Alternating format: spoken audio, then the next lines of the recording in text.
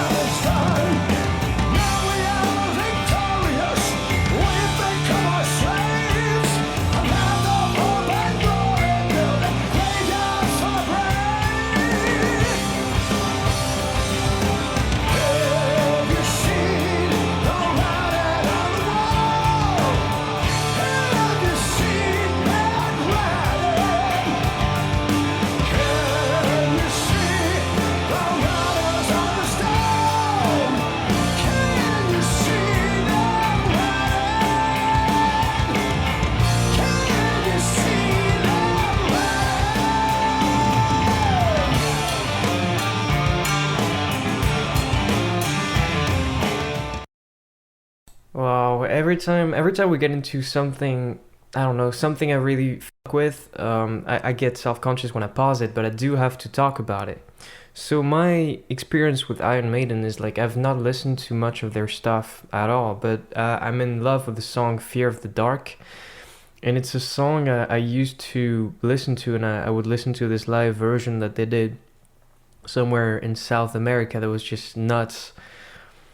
When I was like awakening my musical conscience, so to speak, like I don't mean to sound mystical about this, but I did go through like a period where music became super important to me when I was younger, like about 5 years ago, and I would like stay up late with my headphones on the family computer and just like look up all the music I could and stay until 3 a.m. and I would sleep on the couch sometimes, and like Fear of the Dark was part of that experience, so anytime I hear the band now, it takes me back. First off, I know the video is censored for you, but I love this type of imagery. I know this has nothing to do with composition, but go watch the actual video. It's awesome. It's like it's so clear what they're trying to represent, even though it's not represented completely accurately, if you know what I mean. Just watch the video, and it's this sort of like steampunk apocalyptical thing that you see in Mad Max, that you see in so many comics and movies, etc. It's so relevant right now because of everything that's going on, without going into detail. Like, you know what I'm talking about, the end of the world sort of vibe. And I was looking for my pen earlier, I couldn't find it, but I usually take notes when I'm in the mood and focused for those reactions, but I don't want to today. This is sort of a more emotional approach, and I just love it so much that the band sings a song that hits so close to home, maybe for them. Like at this point they're fairly old, and they're looking at the end of their career. And so to say like the writing's on the wall and to sing that in a song like that is something's beautiful about that. I'll talk about the production right after this bit of the video.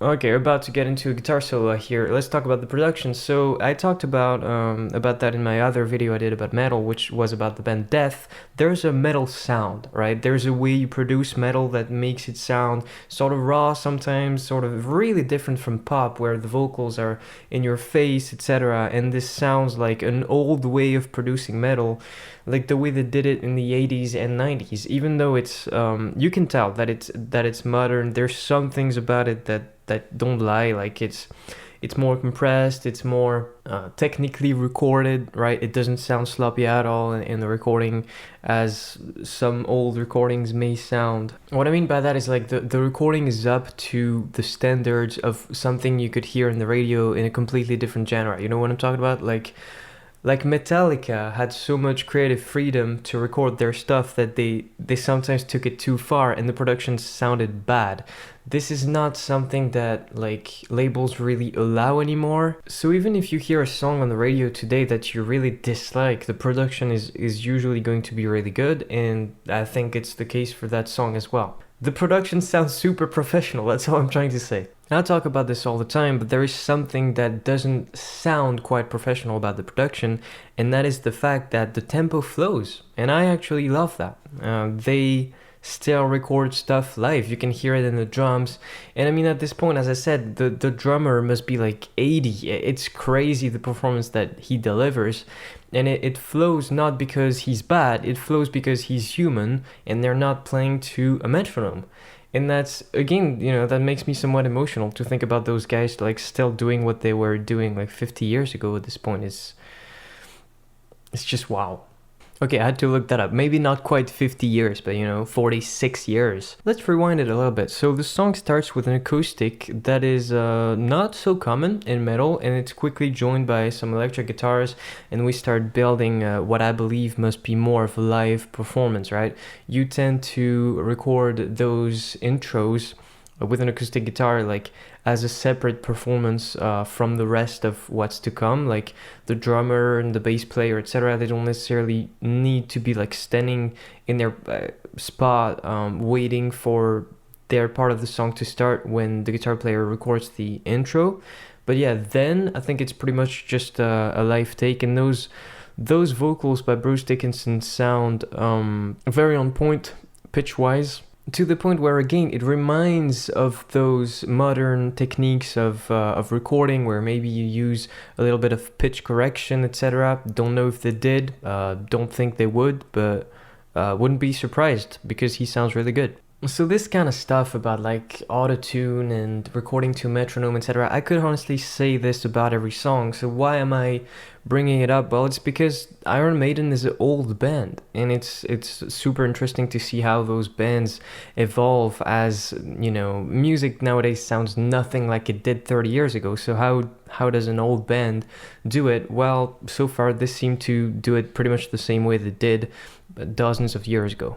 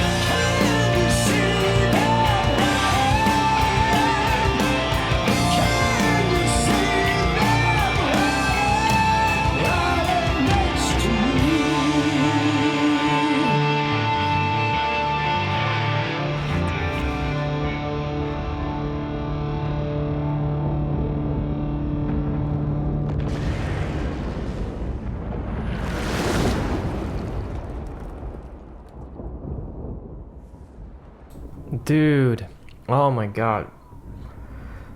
So, when you're an artist that is signed to a record label and you release a single, you pretty much have to make a music video, right? That is how the game works. And what that entails is that sometimes it just doesn't work. You don't have a vision for it. No one can help you get it out, what you mean to say. People don't hear the connection between the music and the video. The video just flops, and that's something that I see when I look at music videos. I'm like, oh, why would they do this? I don't see the connection. I don't see the point. But this specific music video is honestly just as compelling, if not more, than the song is, to me at least. I really enjoy that. I really think you should check out the actual video if you haven't. I see again so many pop culture references. I see everything in there. There's like Mad Max. There's like Rick and Morty. There's like, and I don't know what the thing is. I don't know if Rick and Morty in this video are taking inspiration from something else. Obviously that might be the case, but whatever it is, man, these animators, I hope they're paid well, because that was amazing. So last time I paused, we were getting into the guitar solo, and after that they went into a riff. Classic Maiden, I want to say, even though I haven't heard much. But yeah, at this point the video must be pretty long, so let's cut it here. I like the song, I love the video, and if you want to support what I do, because sometimes it's annoying to make reaction videos due to the YouTube algorithm, etc. Like, it's completely legal to do what I do because it's fair use. Like, I can legally put the video on the screen, but YouTube doesn't understand those things, and it's all automatic, and it's going to be blocked unless I dispute it, etc. If I don't censor it. I mean, it's a whole thing. So if you want to make it a little easier for me, just like hit subscribe, like, comment, share it, whatever you do, and I'll see you next time. Bye.